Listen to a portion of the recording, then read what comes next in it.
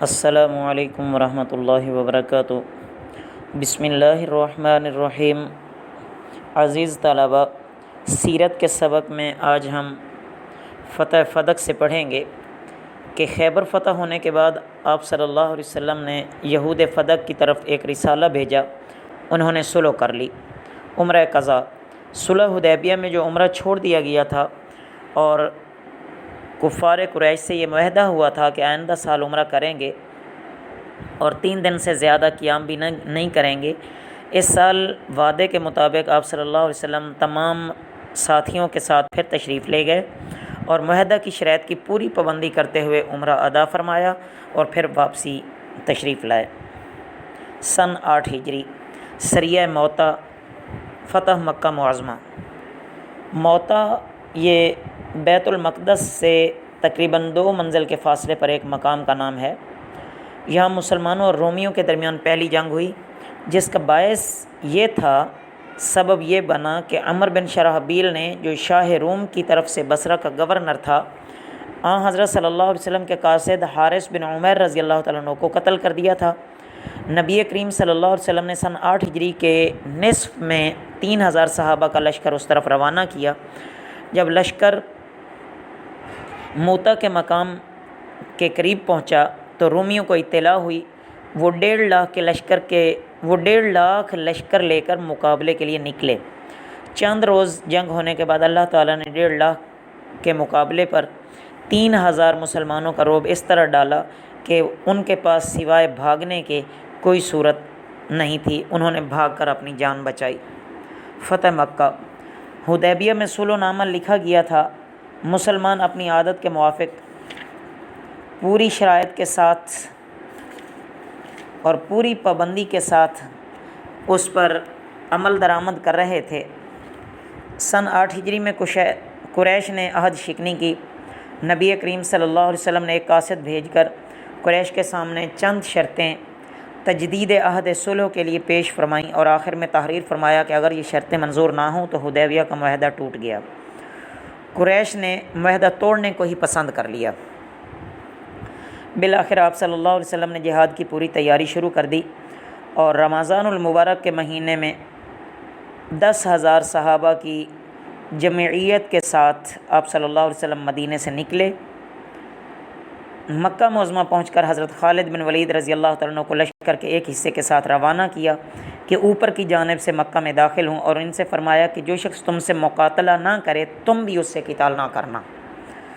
ادھر دوسری جانب خود نبی کریم صلی اللہ علیہ وسلم داخل ہوئے اور اعلان فرمایا کہ جو شخص مسجد میں داخل ہو جائے وہ محفوظ ہے، اور جو ابو سفیان کے گھر میں داخل ہو جائے وہ بھی مامون ہے، اور جو اپنے گھر کا دروازہ بند کر لے وہ بھی مامون ہے، البتہ صرف 11 مردوں اور 4 عورتوں کا خون معاف نہ فرمانا، جن کا وجود ہر قسم کے فتنوں کا مجسمہ تھا۔ مگر یہ سب منتشر ہو گئے اور پھر ان میں سے اکثر آدمی فتح مکہ کے بعد مدینہ طیبہ پہنچ کر مسلمان ہو گئے۔ 20 رمضان جمعہ کے دن نبی کریم صلی اللہ علیہ وسلم نے طواف کیا۔ اس وقت کعبہ کے گرد 360 بت رکھے ہوئے تھے۔ آپ صلی اللہ علیہ وسلم کے دست مبارک میں ایک لکڑی تھی۔ جب آپ صلی اللہ علیہ وسلم کسی بت کے پاس سے گزرتے تو اشارہ فرما دیتے اور وہ بت منہ کے بل گر پڑتا، اور آپ صلی اللہ علیہ وسلم کی زبان مبارک پر یہ آیت کریمہ تھی، جاء الحق وزہق الباطل ان الباطل کان زہوقا۔ فتح کے بعد قریش کے ساتھ مسلمانوں کا سلوک۔ طواف سے فارغ ہو کر آپ صلی اللہ علیہ وسلم نے کعبہ کی کنجی عثمان بن طلحہ شیبی، جو کہ حاجب کعبہ تھا، اس سے لے لی اور اندر تشریف لے گئے۔ وہاں سے باہر تشریف لانے کے بعد مقام ابراہیم پر نماز پڑھی۔ نماز سے فارغ ہو کر آپ صلی اللہ علیہ وسلم مسجد میں تشریف فرما ہوئے تھے۔ لوگ اس کے منتظر تھے کہ آج قریش کے حق میں آپ صلی اللہ علیہ وسلم کا کیا حکم آتا ہے، لیکن رحمت دو عالم صلی اللہ علیہ وسلم نے قریش کو خطاب کر کے فرمایا کہ تم ہر طرح آزاد ہو اور مامون ہو۔ پھر کعبہ کی کنجی بھی انہی کو واپس کر دی۔ نبی کریم صلی اللہ علیہ وسلم کا خلق اور ابو سفیان کا اسلام۔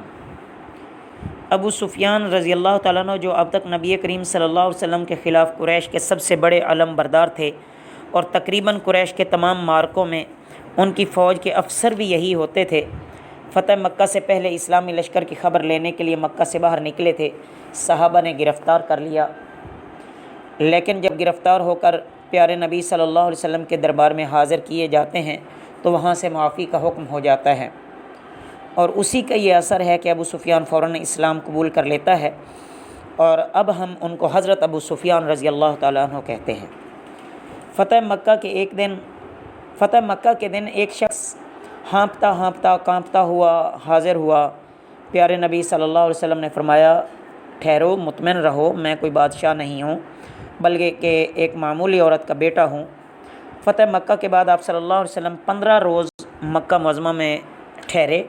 اس وقت انصار کو یہ خیال ہوا اور ان کو یہ ساتھ رنج بھی تھا کہ اب نبی کریم صلی اللہ علیہ وسلم تو یہیں اقامت فرما لیں گے اور ہم آپ سے دور ہو جائیں گے، مگر جب آپ صلی اللہ علیہ وسلم کو ان کے اس خیال کی اطلاع ہوئی تو فرمایا کہ نہیں، بلکہ اب تو ہماری موت اور حیات تمہارے ساتھ ہے۔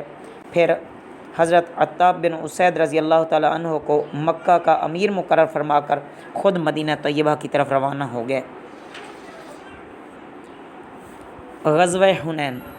فتح مکہ کے بعد عام طور پر عرب اسلام میں داخل ہونے لگے، کیونکہ ان میں کثرت سے وہ لوگ تھے جو اسلام کی حقانیت کا پورا یقین رکھنے کے باوجود قریش کے جو شان و شوکت تھی، جو رعب تھا، اس کے ڈر سے مسلمان ہونے میں توقف کر رہے تھے اور فتح مکہ کا انتظار کر رہے تھے۔